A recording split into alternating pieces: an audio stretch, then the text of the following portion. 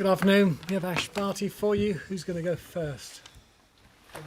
Ash, what pleased you the most about today's performance? I think overall today I was just really clear, and I think I did a really good job with my execution of how we wanted to play. It was pretty sharp right from the start, and I was able to implement what I wanted to right away and put the pressure straight back on her. You said the other day after your first match it took a while to settle to the conditions. It seemed like you read them straight away today. Yeah, a bit of a different court, different conditions on every single court that you play, and I think it just takes some time to adjust to that, and it still took time to adjust today. It was a little bit quicker than it was the other day, but there's always that period where you have to adjust and adapt a little bit. At the back. The women's Ashes is starting at the end of the month. I just wonder, are you still in touch with... It's already started. Sorry? It's already started. It's already started? Yeah.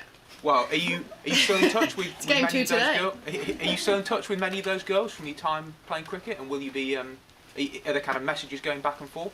Yeah. I chat to them quite a lot. There are some that I stay in touch with a little bit more than others, but we were trying to work out a time where we could catch up. But I'm not sure that our schedules will align easily for us to be able to have a catch up. But for sure, we're always in contact. You're keeping an eye on their progress. I am indeed. Ash, what are your observations so far of the CoCo Golf phenomenon? Oh, she's incredible. She really is. I saw her play a few years ago, and what you see is just an incredible athlete. I think she's got a really good head on her shoulders. She seems very mature, and I mean, I haven't hit with her, I haven't had much to do with her, but just from the outside looking in, she seems like she's really enjoying her tennis. Looks like a big game player. Loves the spotlight, loves the moment. But also she's earned her way here. She earned her way through qualifying. Has played some exceptional tennis. So I think she's going to have a very, very bright future. How do you put in perspective the accomplishment that she's had to reach the third round at age 15? It's amazing. It really is. And as I said, she's come through qualifying. She's obviously feeling like she's playing some really good tennis, and she's taken her opportunity and grabbed it with both hands. And it'd be interesting to see how far she goes. As you were at a pretty high level when you were young as well, and then took a break, do you have any advice for her to sort of avoid burnout or anything like that? I think she'll be fine on her own. She might have to play Britain's Harriet Dart in the next round. What do you know about her, and is there always an element of danger when you've got someone who's very raw at Grand Slam level? Oh, there's an element of danger against everyone you play. You have to make sure that you know exactly how you want to play the match. And I haven't played Harriet before, haven't really hit with her, so it's obviously a little bit new for both of us. But I know she's playing at the moment, so it's still a match that's up in the air. And I mean, whoever I do play in a couple of days' time, I'll make sure that we're prepared as best that we can. We have a game plan, and try and go out there and execute. You've got maternal grandparents, is that right? Who are English? So yes. What do you know about their legacy and their heritage from England? And you'd obviously have a bit of British support, I'd imagine, perhaps, with that connection. Very little, to be honest. Grandma and Grandpa came to Australia, a few years ago now, but I haven't really spoken to them much about it. Ash, how are you spending your days off and keeping calm and prepared when you have some downtime? We haven't had any days off yet. Played doubles yesterday, which was really nice, and I think we'll just wait and see what the schedule is. But for us, it's the same routine. It's either we come and practice or we prepare to play. So either way, it's a pretty normal routine for us, and it's nice to be into the swing of things. And to be able to just kind of keep the momentum going. Ash, I'm not sure if you saw, but Sam Groth said it was a disgrace that Serena didn't know you were world number one. Just wondering if you have seen it, what your sort of response to Sam's take on that is, and B, do you think the top players have a responsibility to know who at least is number one in the sport? I didn't see what Sam said, and I mean, Serena hasn't been at many of the tournaments lately, so I mean, it's not really something that I worry about. Ashleigh, Naomi Osaka talked a lot about the pressure she's feeling right now and losing fun on the court and looking for having fun again. You were in a similar space a few years back. What advice would you give her to have fun again or to leave the pressure? I think, as I say time and time again, everyone has their own unique journey and has their own path that they pave. So it's impossible for me to give advice to anyone. What I've done in my career and with my team has worked for us. There have been some tough times, that's for sure. There have been some incredible moments, but I think I've learned a lot better over the last few years to really appreciate the position that I'm in, enjoy it every single day, and at the end of the day, it's only a tennis match. If you win, great. If you don't, it's not the end of the world. I still have amazing people around me, and we enjoy each other's company every single day, and try and do the best that we can every day.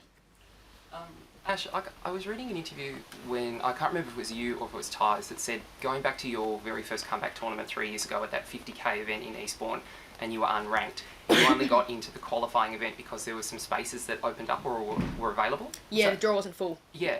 So I'm actually not sure what the rule is. Like, how do you enter a tournament if you don't have a ranking? And had there not been any available places, what would you have done? Yeah, I mean, it was a little bit of a gamble on our part to go there, and we'd looked at the previous few years and seen that sometimes the qualies draws there weren't full. So it was a nice tournament for us to target, and I was still a full member of the WTA at the time, so that was kind of how I was elevated to the top of the list when there weren't. When there were spaces available. So still being a full member from when I was playing doubles a couple of years back helped me get into my first tournaments, singles tournament back. Okay, but if you took a bit of a gamble, what was like the backup plan potentially if that didn't work out? There kind of was none. It was hang there for a week and try again the next week. There was another 50 that we were looking at, but then again the stars aligned for us and we got into the WTA in Nottingham. And yeah, it was kind of just a whirlwind kind of month that we had. It was a massive month and an awesome month, but luck's kind of went our way a little bit and we were able to get into draws and get our feet wet again. Ash, this morning you may not be aware, but Bernard Tomic got fined his entire match payment fee because of not playing to a professional standard. I'm just wondering your reflections on that and what you consider to be a professional standard. I didn't see the match, so I can't comment. Ash, the singles doubles playing seems to be working really well for you, but as you stay around the top echelon in singles and contending, do you think at some point the dubs is going to have to give way, or do you think this can be something that you can do as a dual thing, which not obviously many of the top players do? Yeah, I love to play both whenever I can. There are times where singles takes priority, that's for sure, and I think that's more times when I have to listen to my body and make sure that I'm giving myself enough rest to be healthy first and foremost, regardless of whether I'm preparing for singles or doubles. I need to be healthy, and I think when I can play both, it's awesome. I enjoy it. I love it. I'm loving playing with Vika. It's been really nice to get to know her on a personal level as well. And yeah, at times singles will take priority, but when I'm healthy and when my body is right, we'll always try and play both. Ash, speaking of doubles, what are your thoughts on the alliance and the mixed doubles of Andy Murray and Serena Williams? Oh, that's an amazing partnership, isn't it? I think they're going to have a lot of fun. I don't think there's any team in the draw that wants to play them. I think they're certainly going to be a force to be reckoned with, that's for sure. Is there anything that you would look for if you get the opportunity to watch them play either in person or on TV? Oh, I think you're just going to see two of the best playing a mixed doubles match. I mean, yeah, everyone who gets to see that match or everyone who will see that match will be amazed, I'm sure. There'll be some quality tennis from two champions of our sport, so it's going to be a pretty exciting game. You've spoken about sort of adjusting to conditions. What do you feel perhaps in your game needs to be fully in order, perhaps by the time you get to play Serena or Angela in the quarterfinals? I think that's a bit of a long shot, isn't it? It's a long way away. But no, I think at the moment it's about trying to tick all the right boxes to prepare for my next round match. I'm not even considering or thinking about those future possible matches. It's not something that I have to worry about or think about. It's very much one step at a time for me, and whoever my next opponent is, come Saturday, we'll worry about it then. Ash, before the order of play came out for today, were you thinking you might have been a chance to get on centre court? And B, when you do get on centre court this tournament, what would it mean to play on such a famous court as the world number one for the first time? Yeah, I mean, if I got to play on the court, it'd be incredible. It really was. It's one of the most beautiful courts in the world, but I'll play wherever I'm scheduled. There's not a bad court here at Wimbledon. They're all very special in their own right. They're all very beautiful, and I certainly enjoyed playing on court 2 today. It was really nice to hear some Aussies out there and to get some support. It was incredible. Looks like Harriet Dart might secure this victory. If it is her, what's it going to be like playing potentially one of the big courts with the crowd against you?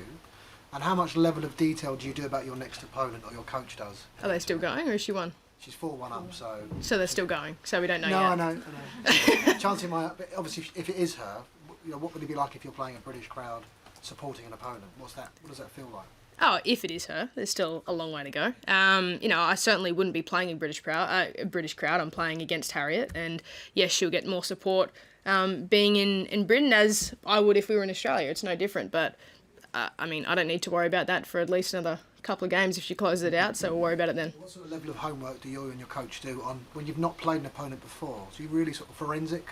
Do you watch videos of players? How much do you do? We do the same regardless of the opponent. If I played them 2 weeks ago, if I've never played them before, we're very diligent with what we do tactically, and Ty's is one of the best. And I think I'm always very clear when I go out in the court, knowing what I want to do, and whoever the opponent is on that day, I try and execute as best I can. Ash, one of your biggest fans is Rod Laver, and it's 50 years since he won here at Wimbledon. I'm wondering whether you take an interest in the history of the sport and whether you've spoken to him about his experiences here, and if he has divulged any tips to you what they may be. Yeah, of course I take interest. As an Australian tennis player, we have such an incredible history in tennis, and we have so many amazing legends in our sport. We're very fortunate to have had people play before us who have done amazing things over and over and over again. But I haven't spoken to Rod in any detail about his matches or his experiences, but I certainly know what he's achieved, and he's a remarkable human being, and it's really special for him to have his 50th anniversary come up here. Ash, John Millman's just won his game, so he's through to the next round as well. I mean, for Australians through to the second round is pretty good. Is that a nice feeling? Do you see the other Australians very much? Is there a group mentality at all? Yeah, it's always nice when you see them have a win, especially for Johnny as a Queenslander. We both train at the same place at home, and really nice for him to get a win. But obviously we keep an eye on all of the other matches that are going on for Australian singles, doubles, mixed, everything, where usually there's an extra special interest when your country men or women are playing. But yeah, I mean, we're in the same breath, we're also on different tours a lot of the time, but it is nice to cross over in slams. So will you be watching Kyrgios Nadal this afternoon? I think I'll be watching the cricket this afternoon. Last two questions. One here. Ash, this time last year, would you have imagined that this is a spot you were in? I know you like to take it one day at a time, but have you had a moment just to sit with yourself and congratulate yourself really on all that you've done this year? Yeah, it's been an incredible journey. It really has, and it's been important for us to celebrate the little things. And it's even nice when I call back home a lot of the time, and I chat to my niece, and over she just tells me you can go to infinity and beyond. And she's just an incredible little girl who gives me so much inspiration. And it's been a really, really nice journey for myself and my team, my family, everyone, and to be where we are now is really special. Okay. Have her name and how old she is? Lucy. 3. Oh. Thank you. Thank you. Thank you.